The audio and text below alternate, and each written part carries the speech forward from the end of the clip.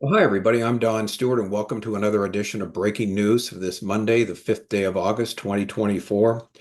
Well, the intense diplomatic push to avoid a war in the Middle East has failed. It looks like war is now inevitable. Iranians are actually siding with Israel against their own regime. And a terrible story, we find that the UN organization in Gaza actually had a number of its members participating in the October 7th massacre. New Zealand codifies forced injections in martial law's pandemic plan, and the Secretary of State asked the people of Michigan to report their neighbors for election misinformation.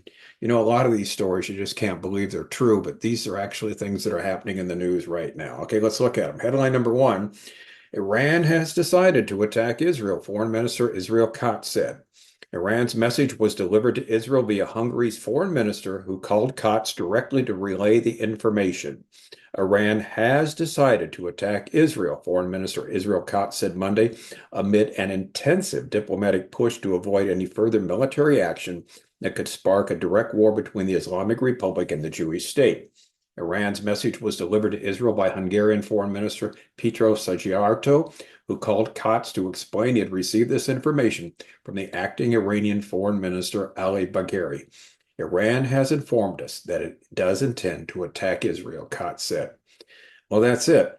This looks like this war is now inevitable. The only questions now are who will be involved besides Iran. Will it be Hezbollah, the Houthis? Will it be the, Islamic Jihad?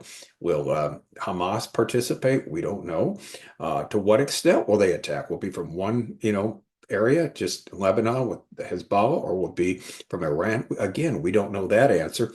And how long will it last? Will it just be a short one, or will it last days? Protracted war. Again, none of those questions have answers right now. Now, it is sad that Iran has come to this, but what it does, it fulfills two of our 25 signs that we've listed in our book, 25 Signs. We're near the end. Sign number 6, Israel will continue to be in the world spotlight. And sign number 7, there'll be a continual search for peace in Israel. They will not be able to find peace until the Prince of Peace returns. Okay, both of these are from our book. Like we said, 25 Signs. We're near the end. It's a free download from our website, Educating Our World, which we have 65 free books there for download under 11 different subjects, 12 books on Bible prophecy. So please take advantage of it, because we explain in detail. In the last days, Israel is going to be constantly in the crosshairs of the world, in the world spotlight.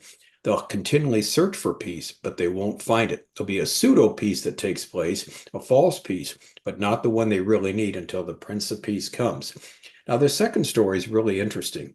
Iranians side with Israel even against their own regime. Ynet News, and Ynet is an Israeli news organization, spoke with a handful of Iranian civilians located in multiple cities following the assassination of Hamas leader Ismail Haniyeh, and heard some of their surprising responses to the event, which shocked the world. We all wish to see the destruction of the Islamic Republic as soon as possible. This comes from the citizens of Iran. For 45 years, the article goes on to say, the Iranian people have been subjected to a dictatorial Islamic government that prioritizes support for terrorism and enables rampant levels of corruption over the well-being of the people, the Iranian economy, and the future of the state itself. The regime has faced several attempted popular uprisings, but has been repeatedly squashed them with appalling barbarism and violence against their own people. Now, instead of fixing the problems at home, the Islamic regime in Iran is making every effort to launch a war against Israel. Now, this is interesting. I have a very good friend who is Iranian, who, in fact, I'm going to see in a couple of days. And he works with the church, the underground church there in Iran, as well as Afghanistan.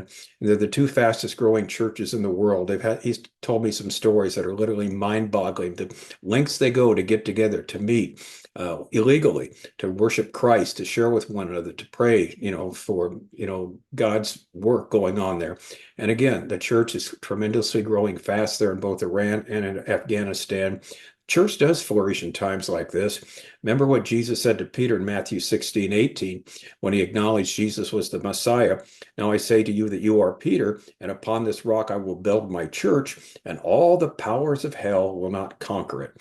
That's from the New Living Translation of Matthew 16:18. That's what's going on in Iran. just like in North Korea, like in other countries in the world, China, where the persecution is, the gospel continues to go out.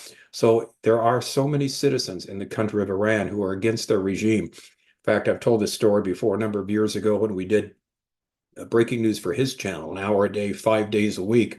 One of the stories we did was a fascinating one where there's a reporter reporting from Iran. It didn't make the headlines. It was on the slide he did this reporting, but he'd been to a number of cities. And where he said, instead of saying death to America, there was death to Tehran and death to the Ayatollah. That's what the crowd were chanting. And he was asked, what cities were they? And he said, a better question would be, what cities weren't they taking place? And it was everywhere because the people want freedom. The government for 45 years has, restricted them. But again, the gospel has gone out. People have come to faith in Christ. They continue to, and we're thankful for that even in the midst of persecution. So this is not surprising that you would hear this when the citizens were asked what they think of the regime. They don't like it, but again, the heavy hand of the regime is on them. Now, this next story is awful.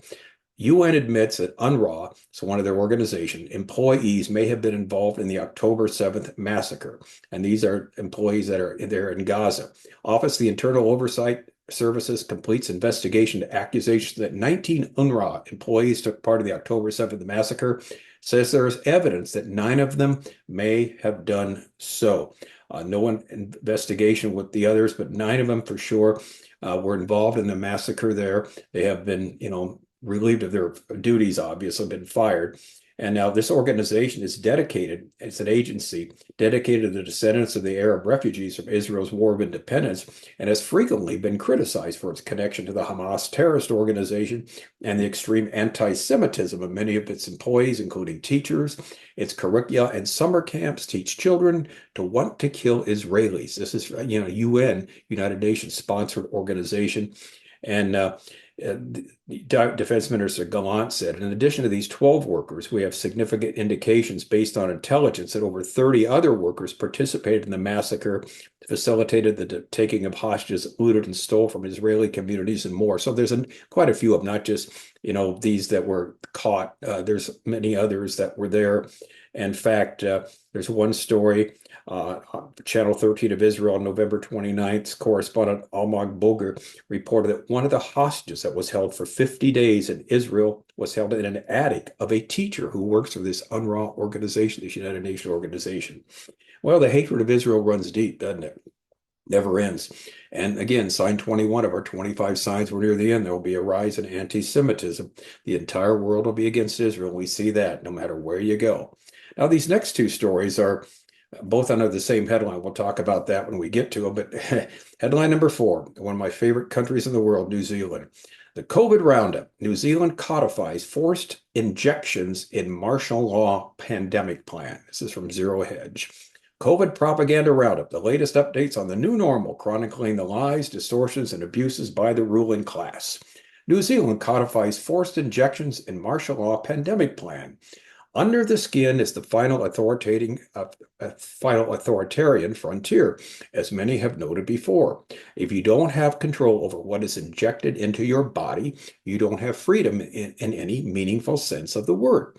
If the Kiwis aren't rioting in the streets of Auckland at this very moment, if it isn't the straw that broke the camel's back, either because the information space in New Zealand is so tightly controlled that they don't know what their government is doing, or because they're too psychologically, spiritually compromised to be bothered to do anything about it, all hope of a popular resistance may be lost. And he has a quotation here from the New Zealand pandemic plan. Basically, it says that special powers are authorized by the Minister of Health or by an epidemic notice or apply when an emergency has been declared under the Civil Defense Emergency Management Act of 2002.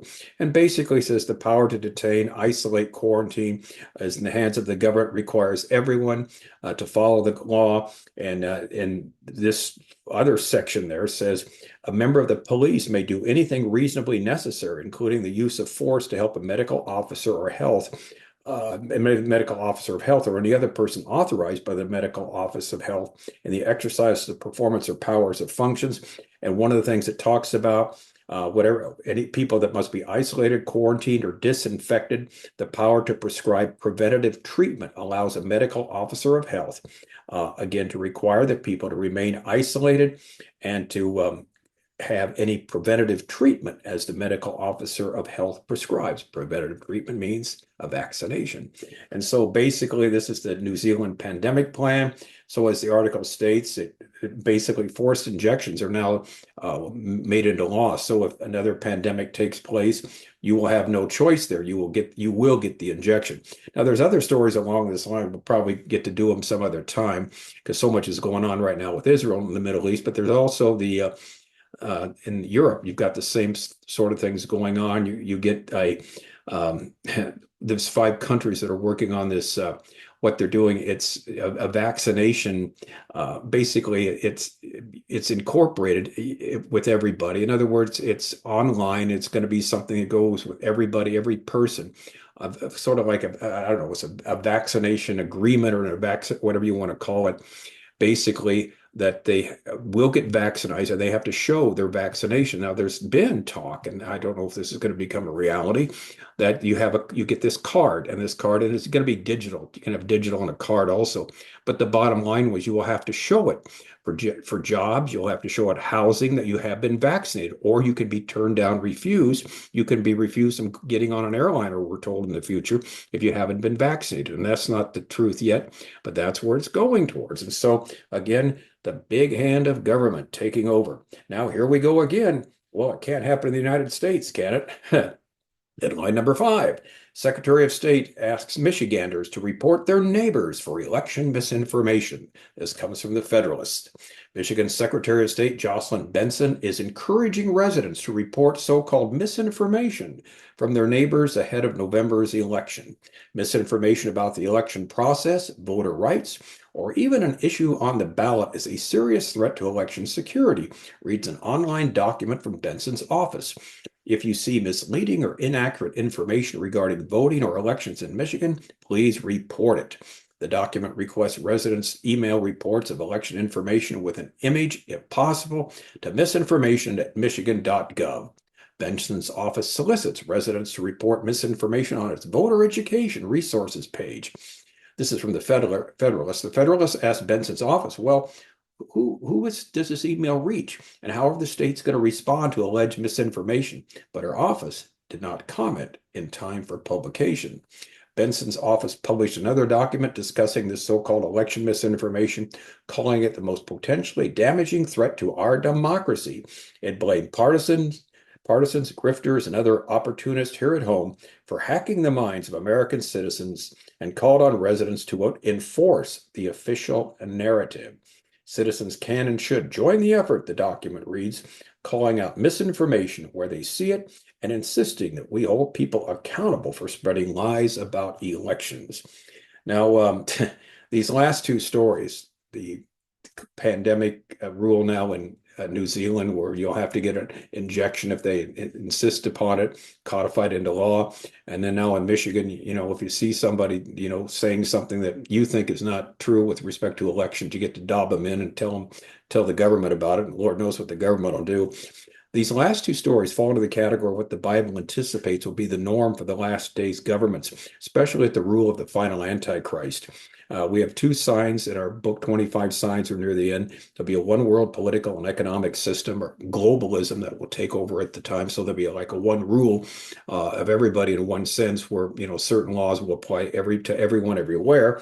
And the world will be desperately looking for a leader who can control all these things, who can, with an iron hand and a mouth speaking great things, can make sure everything runs smoothly.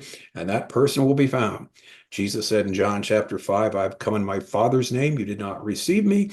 When another comes in his own name, him you will receive. And that person is the final Antichrist. Now, we have an entire book on the final Antichrist, the coming Caesar, on our website, Educating Our World, again, under the subject of Bible prophecy.